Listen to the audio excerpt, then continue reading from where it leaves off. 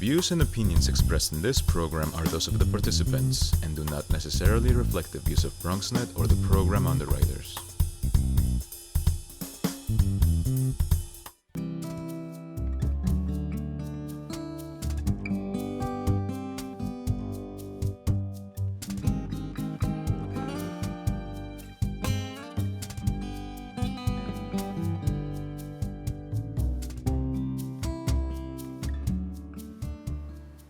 Hello, I'm Jose Guerra Lopez. Welcome to another episode of the Mexican Studies Oral History Project. Today, I have the pleasure of welcoming Claudia Norman. Claudia is the founder and director of New York City's arts festival, Celebrate Mexico Now. She has been named one of the 40 most successful women in New York City. Thank you so much for being with us, Claudia. Thank you. Thank you for the invitation. So, Claudia, let's start. Can you tell us what made you come into this scene, and specifically as a cultural promoter? Well, I was born and raised in Mexico City. I went to college in Mexico, and then I moved to New York. And then once I was in New York, I was thinking on what to study, what to go next. My mom is an anthropologist, my father is an opera singer, so I was in between the academia and the arts.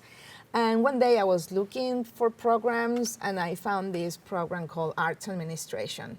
So I enrolled to NYU and to this some program, and I found that it was exactly what I was looking for, like a place where you can bring all your knowledge. I have the college degree and all my cultural background, but also all my abilities. As my mother says, since I was a child, I was organizing things at home.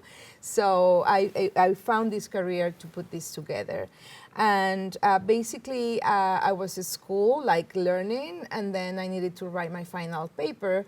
And my husband, the composer Carlo Nicolau, got an invitation from Lincoln Center to do a concert, but they were not paying enough for the vision that he had to do the project. So I took that project as my school project. And basically, we did fundraising, we did marketing, programming, etc. We were able, with a real project, the entire class to we were learning something from the books and we were applying it, and boom, things started to happen, and we were very successful. There was a very successful concert. It was a very successful fundraising campaign. So it's when I decided that maybe that was what I wanted to do. My mentor and teacher called me right the day after the Lincoln Center premiere, and he asked me to go to his office. So I went to his office, and he told me, "Are you going to be continuing a career on this?" And I was like, "What is this?" So it's okay, that's a good question. So let's find it out and start working for me. And so before we go into the Mexico Now festival itself, what other projects did you spearhead? Because I'm guessing with this experience you started probably some other projects. Can you share a little bit about that? Yeah, actually, as a result of this experience at school, I got a call from Lincoln Center saying oh, that project with the Mexican poetry and music, we would like to continue. So back then, Ana Araiz and Janet Webster from Lincoln Center, they they are the mastermind behind La Casita. So I started working on La Casita, which is a project on oral tradition and music from around the world. It's kind of like a world music type of festival that focuses on poetry, spoken word, and I started working on that. So, but at the same time, I was with my mentor. I received a phone call from Queen's Theater in a Park from Jeff Rosenstock, asking me if I wanted to be an artistic director. And so I asked my mentor what that means. And my teacher said, just say yes, and then we figure it out. So at the same time, I got an offer from Lincoln Center to do this La Casita project, and from Queen's Theater in a Park to put together the Latino Cultural Festival, the Latino Cultural Festival lasted for 15 years. La Casita is turning 20 in 2020. Wow.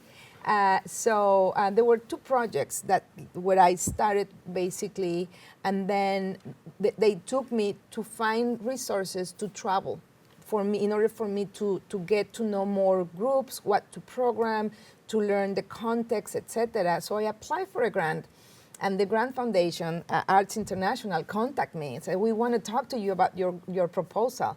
And I basically submitted a proposal to travel all over Latin America to cultural festivals there. And I thought they were upset because I put like one, like all the year.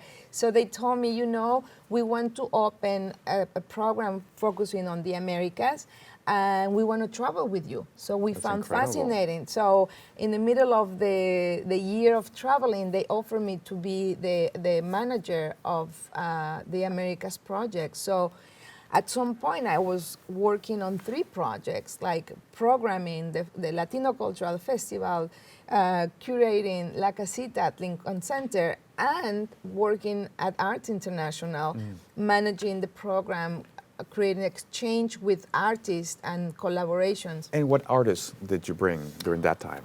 Well, we brought we brought for the first time, for instance, Simón Díaz from Venezuela, the bamboleo, the Gypsy Kings, so Caballo Negro Azabache. So we brought for the first time Eva Ayllón from Peru. We brought like Eli Guerra from Mexico for the first time. We basically were experimenting, like at the Latino Cultural Festival. We kind of like became the mainstream cultural organization in New York, bringing icons from Latin America. Like Chabela Vargas too, right? Yeah, and Chabela Vargas, that was basically not for any of the festivals, Oh, but that it was for Mexico Now? Actually, it was right when we were launching Mexico Now. I got a call from a filmmaker. They were finishing producing the film Frida with Salma Hayek and directed by Julie Taymor. And one of the producers contacted me and said, we just read this. Chabela Vargas is on that film, and I think she deserves to be in New York, and she deserves to be seen. And I don't know anybody else that is doing this but you. So on my first job, going back to when I was a student, and I worked for this company, I used to produce every year a concert at Carnegie Hall. So for Ravi Shankar, which is totally like not a Latino or anything. So, but anyway, I knew the people working at Carnegie Hall, and I thought it was like the right place to create this, produce this concert for Chabela Vargas. So I pick up the phone and I call, and I say, well, what about if we do it on September 15, which is like a very important date for Mexico. And that's in 2003. That's when I produced. And you launched. And I Mexico Now. launched. That's great. And so what, your audience for Mexico Now Festival, do you have a specific target audience that you do, or?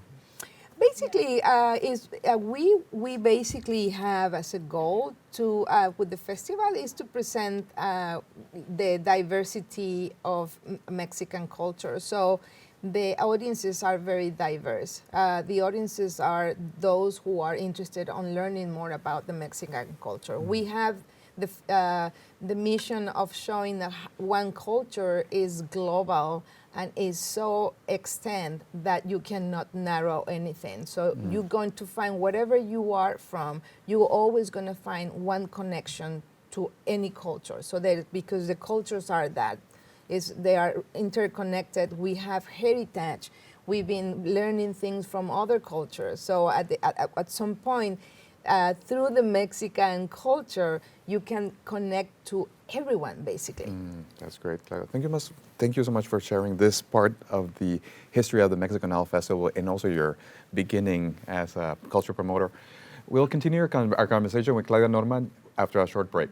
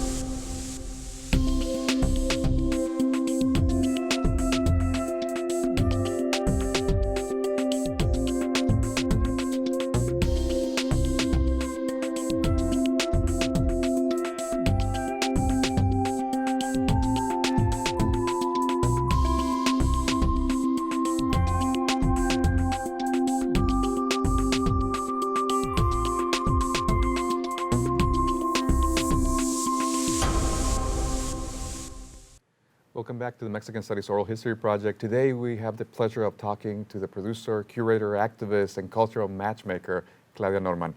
Claudia, welcome back again. Thank you. So you were talking about how this started, right? So how was the scene? Was there support for the Latino culture or Mexican culture back then? Yeah, no, it was actually, I think it was before the economical crisis. I think funding, we have to understand that is part of like the economical world. And there was like a lot of funding, there was foundation money, there was money from corporations.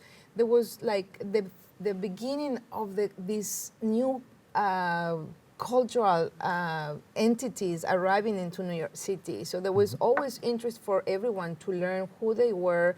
They were part of the new neighbors that we have at the city. So we always with that idea also, we founded the festivals, like all the projects that I've been working with this idea that through the culture you get to know the newcomers, who is new in the city, why we have suddenly like taco trucks, why back then is suddenly we have like an influx, a tremendous influx of Latin American, first generation of Latin American citizens. So it was like, wow, Ecuador, Peru, where is that, you know? Because we were like used to have basically immigration from the Caribbean, basically. So first generation Latin Americans were something new, and that was something that sponsorship was really aiming to support. And so there was support by these organizations, and I know that you also have worked with other organizations. Can you tell us if you have any agreements with Mexican organizations, and specifically what projects are you working on right now? Okay, yeah. So being an independent festival, we thought it was always is important to have the three elements of any organization, which is the private sector, the governmental sector, and the federal sector. In this case, we have the binational sectors, you know? So for me, it was very important to keep connected all the time with the Mexican organization. So Mexico has a fund for the arts. We have applied to a fund for the arts in some occasions, depending on the administrations. The budget. The budgets, the administrations, their interest on promoting and supporting artists abroad. So, but we always have found the way to keep connected with the Mexican organizations, cultural organizations, or even through the federal offices. So, and we've been always keeping in a very good shape. Right now, as a part of like, as a continuity of a project that we launched this year, we just came back from Mérida, Yucatan, where the Mexican Institute was like...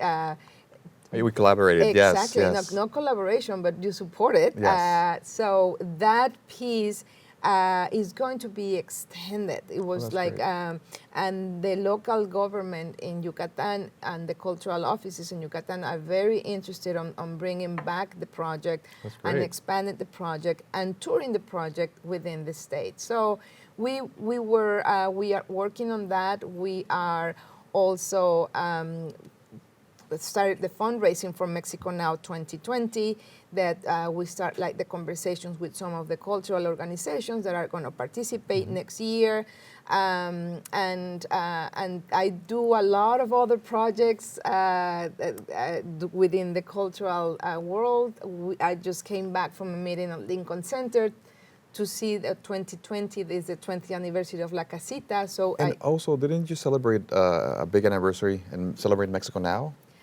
We have the 15th anniversary. 15th anniversary already. Yeah. So we passed already the sweet 15, the sweet 16. You're saying your sweet 16? Yeah. So we are ready to just keep going. That's great. Starting to do fundraising. Some of the organizations are changing their timelines, but this is the time of the year where basically we have to submit proposals and everything. Yeah. And Claudia, and so when you're curating your programming for celebrating the Mexico Now Festival, what is your criteria for selecting the artists that you're going to bring and present to your New York audience? Basically, that has been a model that we started. I'm not curating by myself. What I did, it was a partnership with the cultural organizations and the curators who are the experts in New York about like visual arts, performing arts, cuisine, whatever. And we sit and we create kind of like panels. So we have conversations. I know, for instance, if I go to Lincoln Center or if I go to any other organization, I know the profile of projects that they're looking for. So I'm coming and I said, like, let's start the conversation. What do you have on your side? And this is what we got as an input. So here is, what do you think about this? And we have a conversation. That's basically has been, I think, the key success for the two projects that I've been doing very long, which is collaboration, partnership and collaboration. So the curatorial is not my own decision, but is a collaborative decision on what is the best representation of an artistic project for a specific cultural organizations throughout the city, which is the model that we do. It's a citywide festival. Yeah, okay. So we don't have one place where the festival takes place, but we go and we partner with throughout the city and the boroughs. That's great, Claudia. Thank you so much for sharing this part. And let's take a short break. When we return, we'll continue speaking with Claudia about her current projects and also future projects. This is the Mexican Studies Oral History Project.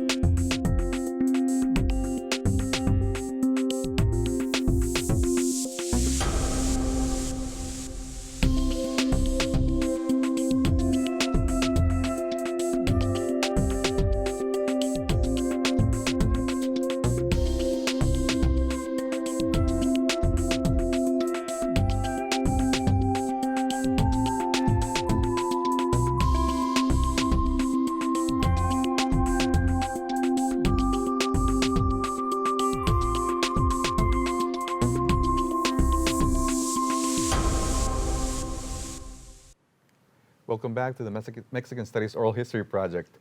If you're just joining us, we are having a great conversation with the founder and director of Celebrate Mexico Now, Claudia Norman. Claudia, we were talking about these different festivals and the different projects that you have been spearheading. Do you have a specific or favorite cultural event that you like to promote, and why? It's such a hard question. It's like asking, like, what's your favorite person, right? Yeah, but basically, I think I like to put together. I like to be on the audience's place, and I think I asked to myself what I would love to see or what I would love to learn about this or this culture. So, from that perspective, I always try to say, like, okay, let's do a festival where we can provide an audience all this information, but at the same time, things are happening behind the scenes, which is so amazing. And I have learned so much about what's going on behind the scenes, backstage with the artist, and when the artists they meet, all the things and the new projects that are born, and I like to be there. So it's like I love to produce, I love to organize, and I have organized like performing arts events, visual arts events, film events, and touring. So basically, everything that has to do with a lot of work, a lot of trouble, and basically it's a challenge too, because if you are a good producer, nobody cares because everything works smooth, perfectly fine. Right, very smooth. But when there is a crisis is when they need you, and then is what I call myself that it's like I'm not like a producer or cultural whatever. soy bombera, is like a fire woman, you know, Yes. like a firefighter woman. So because you just have to Put up fires, like, put depending. fire, Yes. exactly. So, but basically, I love what I do. And it shows, like, it shows, and also it's been recognized, right? You received some awards. Can you mention a few that you have received? Well, the festival had received some proclamations from the city. We've been presenting so many artists coming from abroad, and Celebrate Mexico now has actually a collection in the past 16 years. We had been recognized with different proclamations. You know, we have. Also, we have proclamations. We have, you know, I've been receiving the El Diario La Prensa as the distinguished woman of that year, among with a lot of incredible, amazing women and colleagues. So, but I think to me the biggest recognition is, you know, like being like, this is to me like a huge recognition, being sitting with you, talking about what I like, and you asking me what I have done. That's a recognition, and the press and the media is so crucial to get testimony of our effort as an independent entity working for the arts and the culture. So that's, to me, Another recognition. Being here is an honor and a recognition. Claudia, and I think this is a great segue in the sense of asking you about this specific moment. Where do you see just the promotion in New York of cultural events, specifically for Latino arts? Do you see a challenge, or where do you see it right now? I think we are, like, right now, after 20 years of doing this, I think we are in a transition right now. We have a new generation of promoters, producers. We have, like, all the DACA generation that is crucial for us to keep doing this. You know, I insist that we have kind of like open the path, but we need the new generation with the new eyes to see which is the next direction, which way to go. I think we have we have always been in the same situation. We have the commercial work coming from the artists from Latin America, and we have the artistic and more cultural work. And that's basically where we have to find the balance on where the city can offer and the audience can have access to both, you know, not to overshadow one with the other. But I think, like, you know, that's the reason why I'm been working with cultural programs without lefting aside or outside invitations for commercial artists, you know. But the work that I do is more about what is needed to show, more about, or more than what is the trend today. I'm not about trends. So I think that's pretty much what we all have to keep focused on, what is needed. And it shows, I think, because you're not only presenting culture, you're also an activist. You're bringing together, also presenting to this audience what's happening in Mexico right now, and you're presenting it here. So do you have a specific mission that you think of when you're creating the festivals? And also, what do you see as next for Claudia Norman? Like, what are you working right now on? I have to confess, right now I'm like started to just, as I said, like being on the audience side and thinking what is missing on all these years, and seeing all the things that are happening in the city. I'm like, just right now, I'm very in an observation mood, and like analyzing, looking around, and seeing what is missing. And I'm on that kind of like a zen moment of like November is my month to really plan and see what is going you regroup after you just finish your festival, so you're regrouping. But I heard, I don't know if this is, or they told me, right, but something about a cellist. Are you working with somebody that we... Oh, well, this year I have the fortune, among all the other things, I have the fortune of receive a phone call from the Yo-Yo Ma's office. Yo-Yo Ma is a celebrity. So Yo-Yo Ma decided that it was the time to do Days of Action.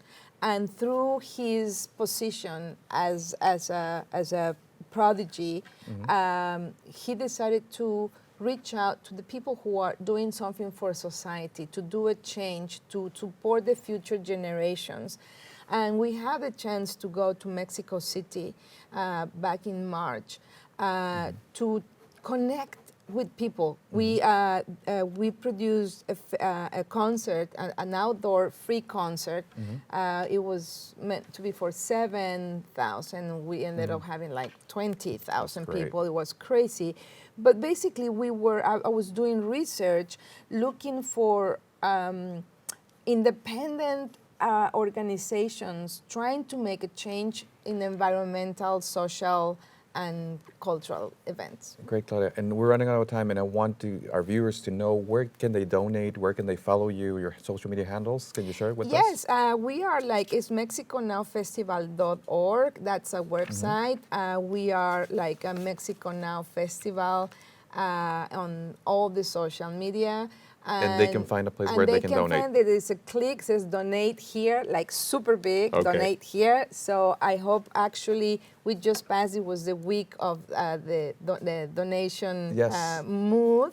And for Christmas, for Thanksgiving, for Reyes, for it's an ongoing, it's an ongoing, and we need your support. And thank you for your support, Claudia, and thank you for having me Thank here. you so much for your time. Thank you for coming. And thank you all for joining us. We hope you enjoyed this episode. Please follow us at CUNY MSI, and we also invite your friends to follow us. We look forward to seeing you in the next episode of the Mexican Studies Oral History Project.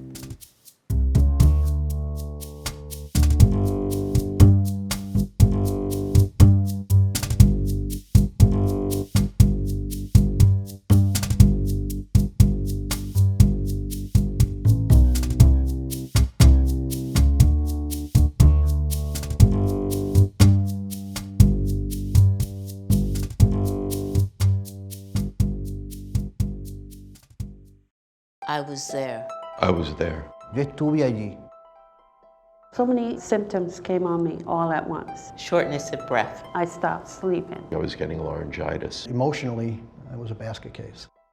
None of these issues did I have before 9/11. The World Trade Center Health Program gave me hope.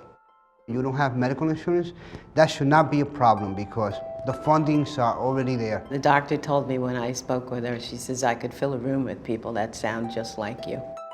They were very thorough, very caring and empathetic. When I left there, I had a plan in hand. If you're sick because of 9/11 and its aftermath, the World Trade Center Health Program can help you. There's no other place like this. It saved my life.